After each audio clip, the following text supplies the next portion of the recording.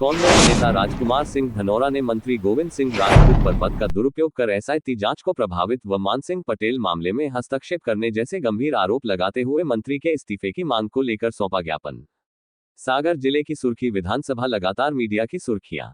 बटोर रही है। उसका मुख्य कारण यहां से मध्य प्रदेश सरकार में इकलौते मंत्री गोविंद सिंह राजपूत है। इन पर लगातार कांग्रेस नेता भ्रष्टाचार का आरोप लगाते आ रहे हैं। दरअसल मानसिंह पटेल के गायब होने व उसकी जमीन पर मंत्री गोविंद सिंह राजपूत का कब्जा होने से लगातार कांग्रेस दावा कर गोविंद सिंह राजपूत पर मानसिंह पटेल को गायब करने व उसकी जमीन हड़पने के आरोप लगाती आ रही है। इसी को लेकर कांग्रेस नेताओं ने कलेक्टर को राष्ट्रपति के नाम ज्ञापन सौंपकर हस्तक्षेप करने की मांग की है। नेता प्रतिपक्ष और कांग्रेस के वरिष्ठ नेता आदरणीय उमंग सिंगार जी ने तथ्यों के साथ प्रेस कॉन्फ्रेंस कर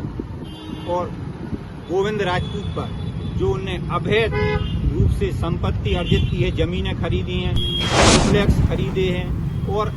बड़े बड़े जो भ्रष्टाचार किए गए हैं उनके सहारा से लेके अन्य जमीनें जो भी उनके और उनके साथियों के नाम पर खरीदी गई हैं, उसका तथ्यात्मक माननीय उमंग सिंगार जी ने लगभग 1200 करोड़ रुपए का उन पर आरोप है। और हम लोग शासन से मांग करते हैं कि उसकी उचित जांच हो, संबंधित पर कार्रवाई हो, पद से इनका इस्तीफा होना चाहिए क्योंकि पद पे मंत्री के द्वारा पद पे रहते हुए उनके खिलाफ उचित जांच नहीं हो सकती। इसलिए हम शासन से मांग करते हैं, सरकार से मांग करते हैं कि उनका इस्तीफा लिया जाए, उसके बाद जांच कराई जाए। मानसिंह पटेल लगभग 8-9 साल से लापता हैं और उसकी जांच सुप्रीम माननीय सर्वोच्च न्यायालय द्वारा एसआईटी बनाकर जिन बिंदुओं पर जांच निश्चित की गई थी उन जिन बिंदुओं को दरकिनार करके एसआईटी ने जो रिपोर्ट पेश की है उसमें सीधा सरकार द्वारा मंत्री को बचाया गया है। मैं माननीय प्रधानमंत्री, माननीय मुख्यमंत्री जी से मांग करता हूं कि मानसिंह के परिवार को न्याय मिलना चाहिए और जो मानसिंह की जमीन है खसरा नंबर 174/19 उस पर आज भी कैम्ब्रिज स्कूल बना हुआ है, उस पर संचालित है और एक खसरा नंबर 174/17 वो भी फर्जी तरीके से मानसिंह की जमीन की रजिस्ट्री कराई गई। इन सभी तथ्यों को फिर से पुनः जांच की जाए और उस पर उचित कार्रवाई हो। अभी सौरभ शर्मा मामले में भी परिवहन विभाग का जो घोटाला उजागर हुआ है, इसमें संबंधित जो मंत्री रहे हैं जिनके कार्यकाल में यह घोटाला हुआ है उन पर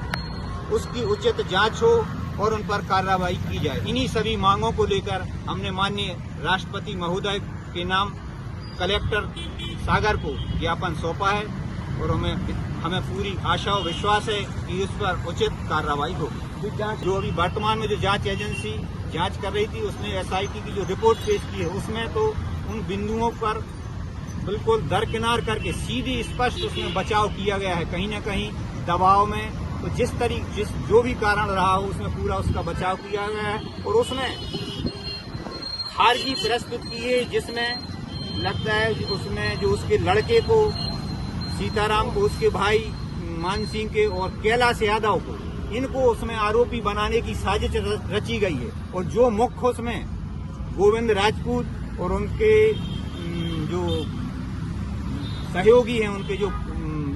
गोविंद दुबे, उनको पूरा बचाया गया है। और इस तथ्य को हम लोगों ने फिर से माननीय विनय मलैया जी ने सुप्रीम कोर्ट में पुनः इस पर आपत्ति लगाई है। सागर कोर्ट में भी हम लोगों ने उस पर आपत्ति पेश की है। ये जैसे मानसिंह के मामले में उसे गवाह बना दिया एसआईटी ने, तो जो मिल नहीं रहा है जिसको खोजने की बात की जा रही थी उसी को गवाह बना दिया गया। आप कितने क्या एसआईटी ने क्या किया? इससे सिद्ध होता है कि कहीं न कहीं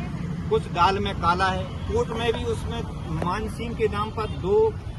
दफे या जो भी कोर्ट से शायद मुझे जो जानकारी है कि मानसिंह के नाम पर उसके साक्ष्य के लिए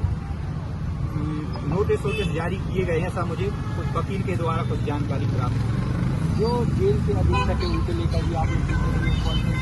आरोप लगाए थे, उनकी पहचान कराने के लिए किस तरीके से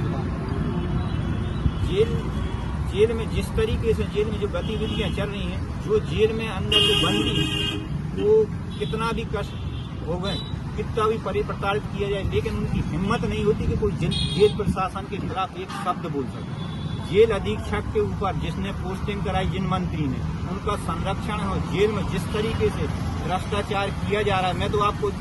वो फोन नंबर दे दूंगा जिस नंबर पर पैसा ट्रांसफर कराए गए बंदियों से, उस नंबर पर, और कई हमने भी शिकायत करी और बंदियों ने भी शिकायत करी, लेकिन आज तक अभी उस पर कोई कार्रवाई नहीं हुई। मैं उन पर भी माननीय प्रशासन से, माननीय डीजी से मांग करता हूं कि जो यहाँ अधीक्षक हैं उनकी जांच कराकर उन पर कार्रवाई की जाए।